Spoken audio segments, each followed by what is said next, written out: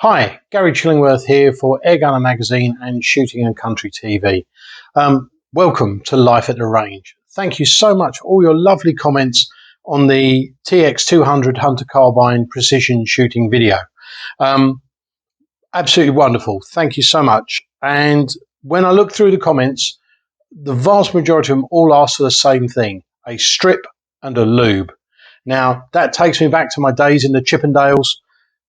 Okay, I apologise for the mental image, but I assume you're talking about the gun. So that's what we're going to do today. We're going to have a full strip down of this TX200.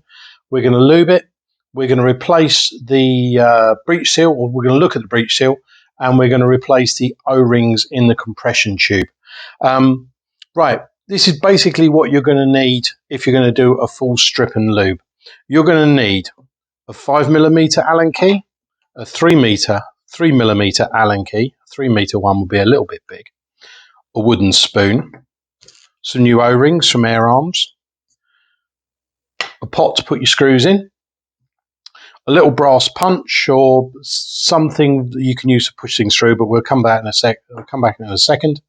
A pair of tweezers, an adjustable spanner or a 3/16, something to degrease and to clean with. I use isopropyl alcohol. Some people use Windex, the green stuff, not the pink stuff that's gloopy.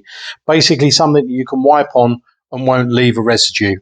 And you need some Molly or liquid Molly or Krytox. And then the final thing you're going to need is a cup of tea. Now this is really important. It must be Yorkshire. If it's not Yorkshire, pause the video, go out, get yourself some Yorkshire tea, and when you've got that Yorkshire tea, come back. If you've got Earl Grey, this is probably the wrong video for you because you're probably shooting a PCP. Okay, so that's about it. Let's get on with the breakdown. Okay, so let's start off. On a TX200, there's only 4 bolts for it to come apart. Well, 5 technically, 4 to get the stock off. 1 here, and 2 on the trigger guard. These 2 front ones are 3mm head size. They're just your stock bolts.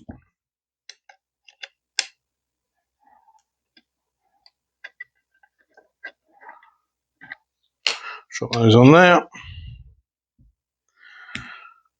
Ideally you wouldn't rest it on the scope, but this is a Hawk, so it's relatively strong. Get that one out. There we go. 5mm. That's for the front one.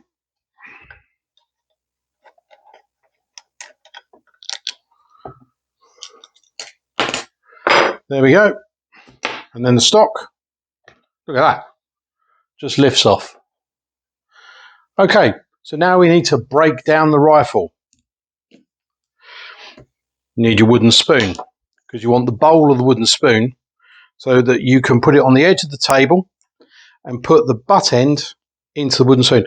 Now, I used to have an absolutely brilliant little wooden disc that Paul Ralph made for me, and for the life of me, I can't find it. So a wooden spoon will do.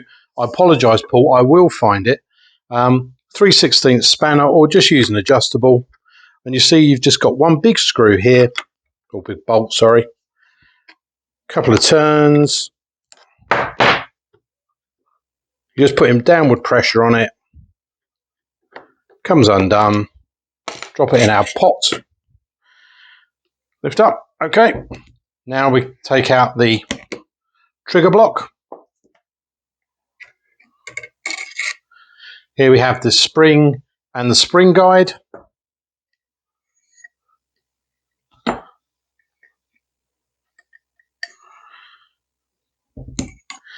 And the piston.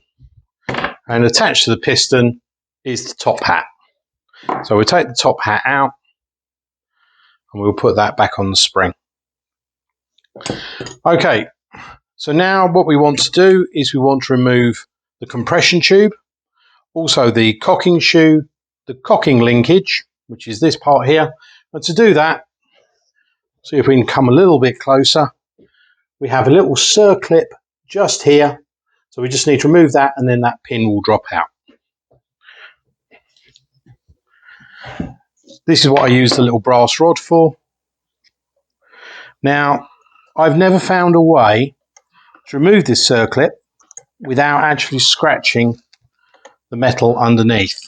So I just use a Sharpie just so that you don't have any bare metal. And just push that through. That comes out. Cocking linkage comes off. Just pull that back. Lift the cocking shoe out, which is this little thing here. Now you'll notice that this only goes in one way, and you always have the hole towards the barrel. Put that in our little pot. And there's our compression tube. And that is the rifle broken down. Okay, our next job is let's clean all the parts. Just take a bit of tissue.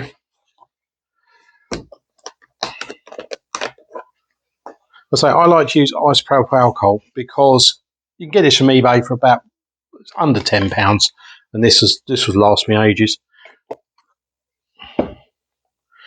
Wrap it around your wooden spoon and essentially just start to push it up and down, and then have something like this. I think this is a bit of an old plastic spoon. A chopstick works really good. And you just work it up and down on the inside, turn it over, push it forward. Where did I put that? Push it forward, and you'll see it's starting to come out the loading port. Just get your finger, get in there, and just give it a good scrub up and down. And you can see just a couple of little things. We've already got quite a lot of gunk and grease and bits and bobs. Just check over the rifle. I've got quite a lot of rust spots on this because it's a very old gun. Actually, if you're interested, I'm thinking about completely stripping this rifle and doing a re-blue. If that is something you would like, let me know in the comments and we'll see if we can get it arranged. So that's that section done. It's all nice and clean. Then let's have a look at the spring. First thing you do before you clean the spring, just give it a little look over. Make sure there aren't any cracks. And look for metal shavings, because if there are metal shavings, then obviously something is binding and it is causing issues. Just give it a wipe over. You can remove the top hat and put some of the tissue down on the inside. Don't think that will go. And you can just clean. And then take a little bit of molybdenum disulfide, I still can't say it, and literally the tiniest amount, and just work it over the spring. You don't want too much because obviously the spring compresses, and when it expands, any grease that's on the spring is going to get thrown forward into the compression tube, which is not something you want because it will build up at the end of the compression tube down by the O-rings, and sooner or later it's going to start clogging stuff up, and that is not really what you want. One thing I did forget to mention is when you remove the spring guide, which is quite difficult to do, when you replace the spring guide, put a thin coating of moly or whatever lubricant you wish on the spring guide before inserting it back into the spring, and do the same with the top hat. And don't drop the spring on the gun. Okay, so we'll put that to one side. Compression tube, exactly the same thing. Clean piece of rag. Bit of isopropyl alcohol. Obviously, you can take a lot longer to do it than I am, because you don't want to watch a 40-minute video of me just cleaning down a rifle. In reality, if I wasn't filming, 10 minutes, if that. So again, see all the gunk and crud. And if you leave a bit of isopropyl alcohol in there, after a couple of minutes, it will evaporate and go away. Again, with the piston, clean off the piston, clean off the latch rod.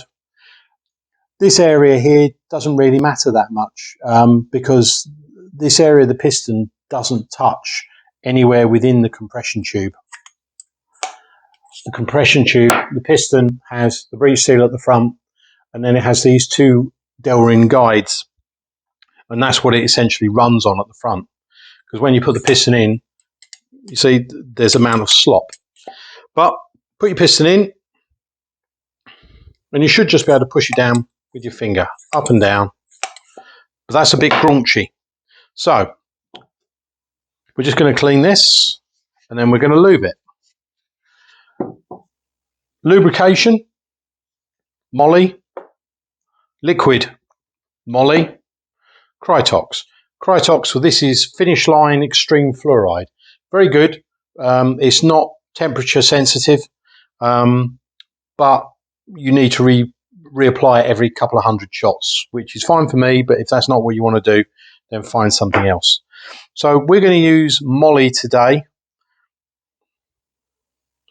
Literally tiny amount on your finger. Just put it around.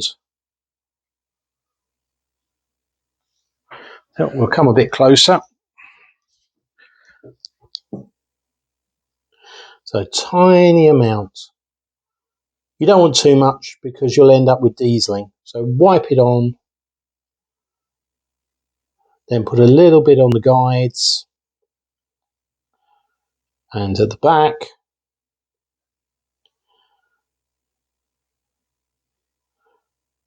Hopefully you saw that. And that's how it goes. Now, a couple of people have asked, what is the difference between this piston and this piston? Well, these are essentially the same thing, although this is just essentially a latch rod with a couple of Delrin guides and your breech seal. Main difference, this is 22mm, this is 25mm. This obviously will fit inside a 22mm compression tube, whereas this one sits inside the 25mm compression tube. The advantages of a 22mm piston, it won't improve your accuracy, but they are darn sight easier to cock.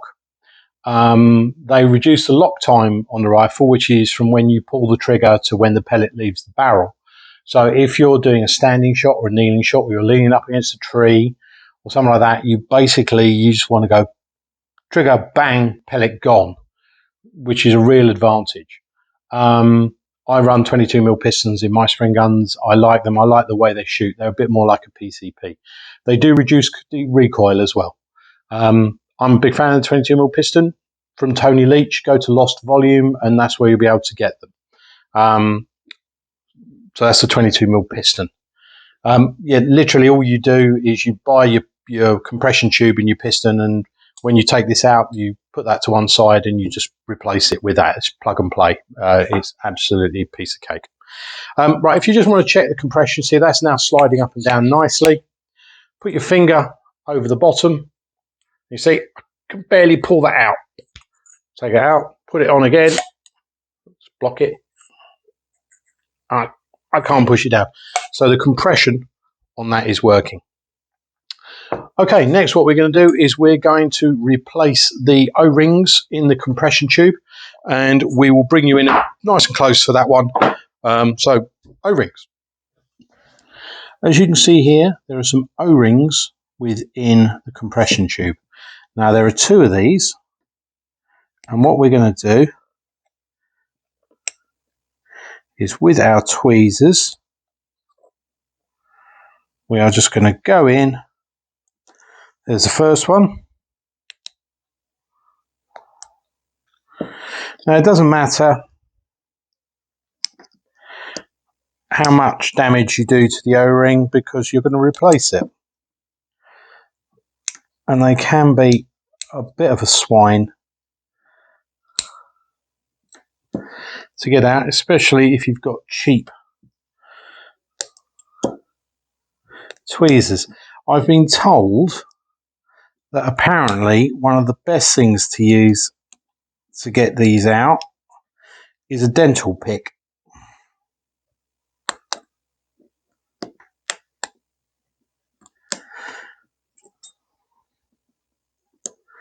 It's really annoying because I actually replaced these the other day. You see what I do for my art?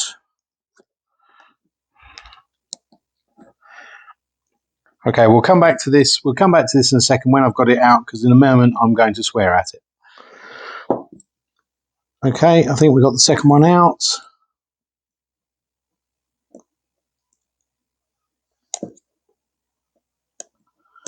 Okay. There we go.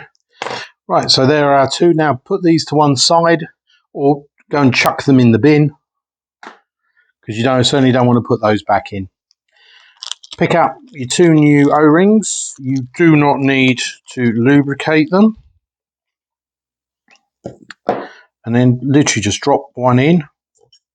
Use your little brass rod, something with a flat end, just to push it in. And place the second one on top.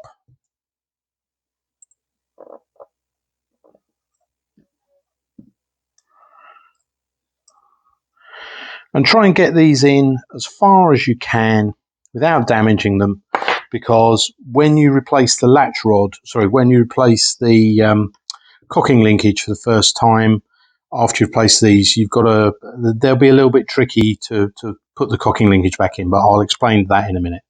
Next thing we're going to do is we are going to replace the breech seal on the piston. The first thing we're going to do is we're going to have a cup of tea. Okay, we're not going to replace this one because I don't want to damage it. I've got this old piston. It's old, it's rusty, it's been sitting in my man shed, and we have this old piston seal. When you look at a piston seal, you'll see it has two sides. It has one which essentially has an internal piece, then a groove, and then a lip. And then you have the bottom, which is absolutely flat. Obviously, the flat bit, the smaller bit, sits on the piston, and the bit with the groove sits on the outside. Now, if you've got the fingers like Arnold Schwarzenegger, you might just be able to push this on and get it to go first time. If you can, I can't do it because I'm weak.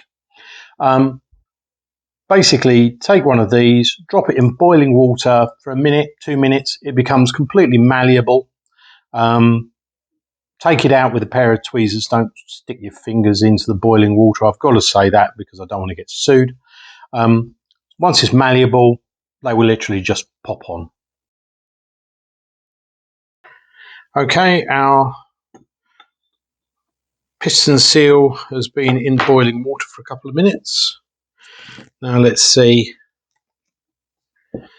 if we can get it on with my terribly fat fingers. And there we go. Pop straight on. Now I have a new piston with a very old piston with a piston seal. Nice and simple.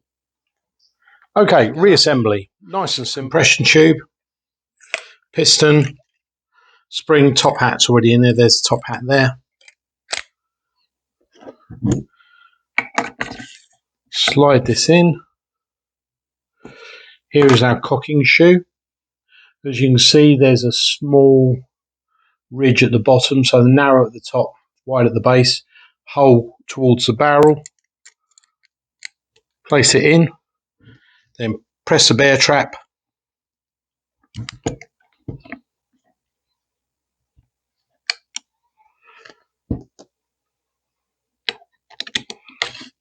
And slide it forward. And we'll slide it all the way. Now we've got to line up our little rod, which will hopefully go through. Need to put a bit of pressure. And there we go. And then all we need to do is take our little circlip, place it there, push in, and it just clips in. Then all we're left to do is trigger block, wooden spoon, push it down, see if you can line it up.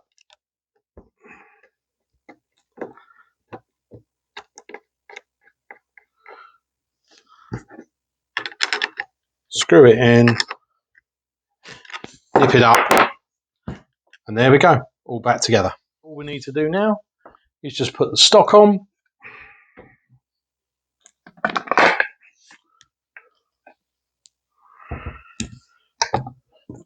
Okay, trigger block, these only go in one way.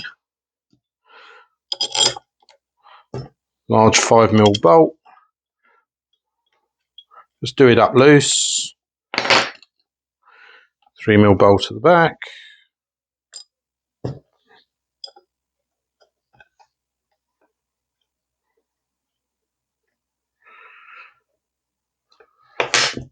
And we tighten the front one up.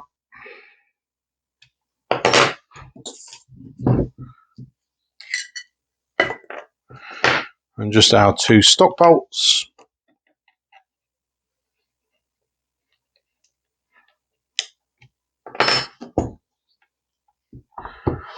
And there we go. Now what I'll do is I will take it to my chronograph and I will give it probably a good 10, 20, 30 shots. But over the next week or so, as I'm shooting this, I will keep an eye on the power just to make sure that the re-lubrication hasn't affected its power up or down.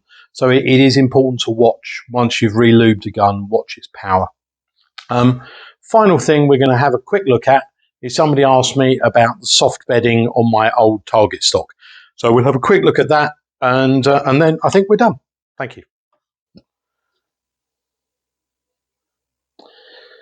Okay, so as you can see, on the inside of the stock are these strips of neoprene. Again, purchased from eBay for just a few pounds.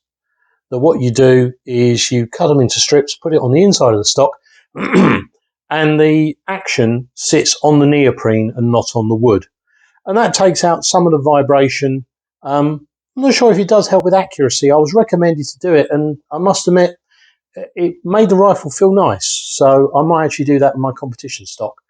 Certainly, if you've got a bit of a slop in the stock and it's not fitting well, this will certainly help it.